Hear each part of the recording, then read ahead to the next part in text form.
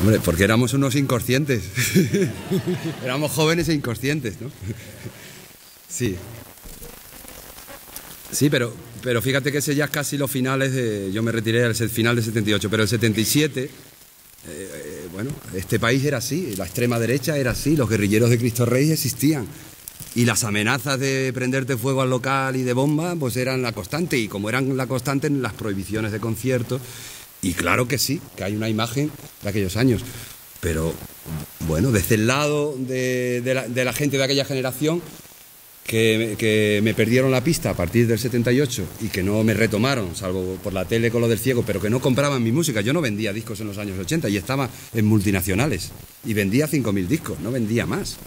Porque yo no tenía público. Yo había cortado y mi público conmigo y yo con él, en el año 78.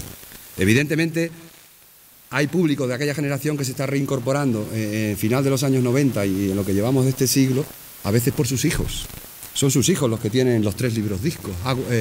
Diario de a bordo, en el que canta Miguel, como decía antes. Diario de a bordo por el mar de mi mano y soy. Entonces, hay ahí un recuperar a esa generación que evidentemente lo que recuerda de ti y por lo que está unido a ti, aquí el compañero que trabaja en este teatro, ¿no? Joaquín. Aquí nada más llegar lo primero que me dice Luis, joder, cuando yo era chaval, el concierto del colegio mayor de aquí o de donde fuera, eso no se me puede olvidar en la vida, que eso se te queda ahí, ¿no? Pero yo sé que no se me puede recordar desde aquel lado, pues, salvo con aquellas historias, aunque aquellas historias, más allá del compromiso, había mucho calado ahí de otras cosas que no eran solo canción protesta o panfletos, ¿eh? Había poemas y había historias de canciones de amor que sobrepasaban a las canciones de amor que componen hoy día para Operación Triunfo. O sea. Vamos. De aquí a Angola, por lo menos. Quiere decir que hasta el amor era hasta el amor era reivindicar políticamente. Desde el lado de la represión y del sexo, hasta eso era reivindicación pura, ¿no? El poema de Octavio Paz, que yo hice 2 canciones de 2 trozos de ese poema, que la grabé separadas en Fidelidad y en Vallecas, los 2 primeros discos, Por tu cuerpo y Amar es combatir. Coño, yo recuerdo en aquellos años los chavales de mi edad que te contaban, ¿no? Cómo hacían el amor con aquellas canciones, cómo se liberaban de alguna manera de esa losa, ¿no? Es decir, cómo aquella canción y aquellos versos les ayudaban a encontrar otro sentido y otra dimensión a la relación del acto del amor, ¿no? ¿Alguien más?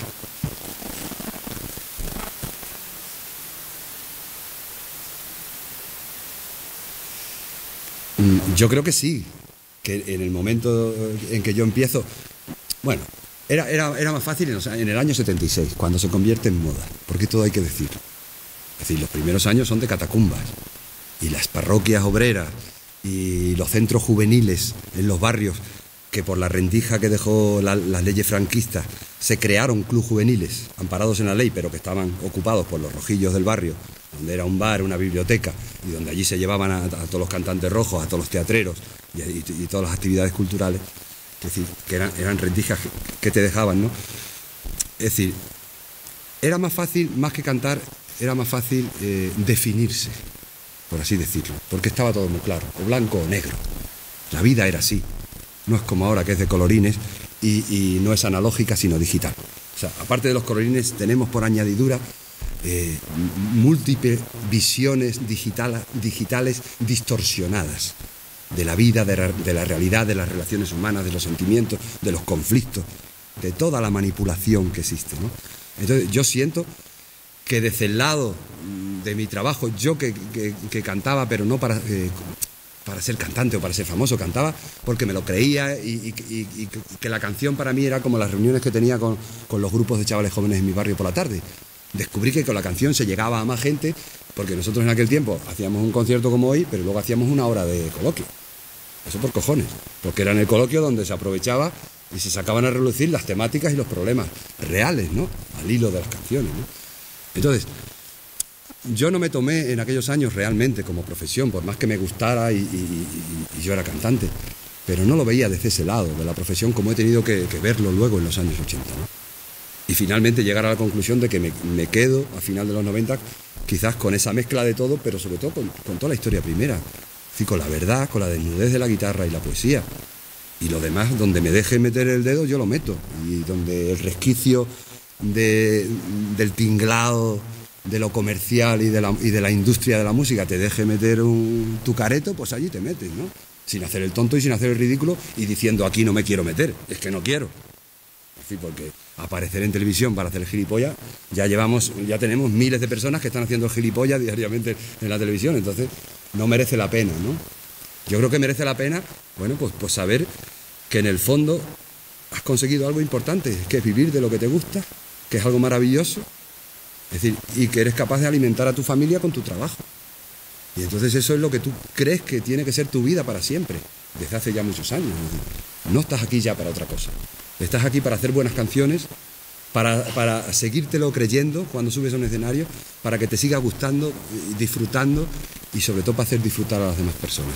Y si les puedes ayudar en algo, mejor.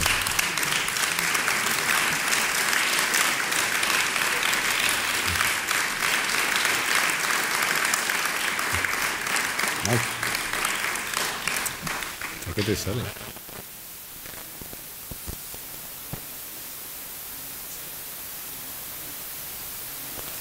Sí. Sí,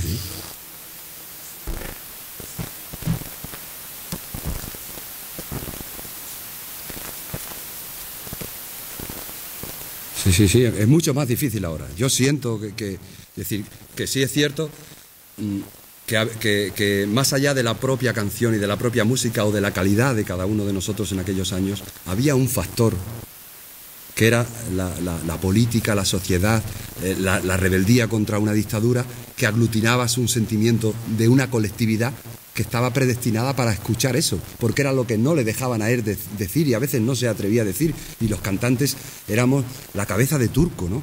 Éramos los que nos poníamos al frente, éramos dirigentes políticos en el fondo. Porque yo si me das un micro, yo te echo un mitin mejor que Zapatero. Es así. ¿Por qué? Porque de donde yo vengo, de los años 70, yo daba mítines y daba charlas a los jóvenes y daba conferencias y leía. Y entonces heredé en esos años, pues de alguna manera, un sentimiento que entronca con el verdadero sentimiento del político y de la política, ¿no? Que es el bien de la colectividad. Lo que pasa es que, bueno, ahora es todo light, ahora es todo muy light. Y es así. Pero nos cabe nuestra rebeldía.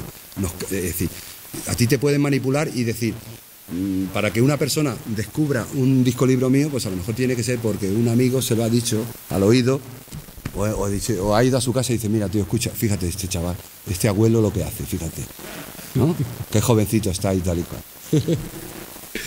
Pero evidentemente pues no va a estar en los medios en donde se incide y que son los canales para hacer que los jóvenes consuman, ¿no? Porque en el fondo aquí todo está enfocado a eso, no está enfocado a que nos liberemos y a que seamos más nosotros. No, todo lo contrario, quieren que seamos meros espectadores, no quieren que seamos partícipes ni hacedores de la vida, ni de nuestra propia vida, nos quieren marionetas, diciendo sí y no ante el televisor. Hombre, en tu entorno más cercano tú puedes cambiar eso. Sí, no, yo como cantautor yo creo que he cambiado eso en individualidades, en colectivos pequeños, en personas, o he ayudado a cambiar eso. Por lo menos ese ha sido mi trabajo, no ahora ni antes, sino a lo largo de todos estos años. Yo creo que ha sido ese. Por mucho que predicaras en el desierto, por mucho que estos discos libros que están escritos al final de los 80, los poemas o al principio de los 90, salgan a la luz al final de los 90 o estén saliendo a la luz ahora en forma de canciones. En el fondo tú estabas escribiendo en los años 80 o viviendo esas crisis de las que yo hablaba y te estabas cuestionando, te estabas planteando si verdaderamente lo que tú estás haciendo y de lo que tú dudaste en el año 78 cuando te retiraste porque te habías dejado de creer las cosas, has vuelto a recuperar esa energía y ese entusiasmo o esas ganas de querer hacer eso y no querer hacer otra cosa, evidentemente. Yo no voy a hacer otra cosa en la vida, ¿no? Puedo a lo mejor no poder dedicarme a cantar por lo que sea y tener que estar obligado a hacer otro trabajo, que lo voy a hacer porque ya lo hice en otros años y en otras épocas. Aún siendo cantautores en los años 70, es decir, nosotros pasábamos la gorra.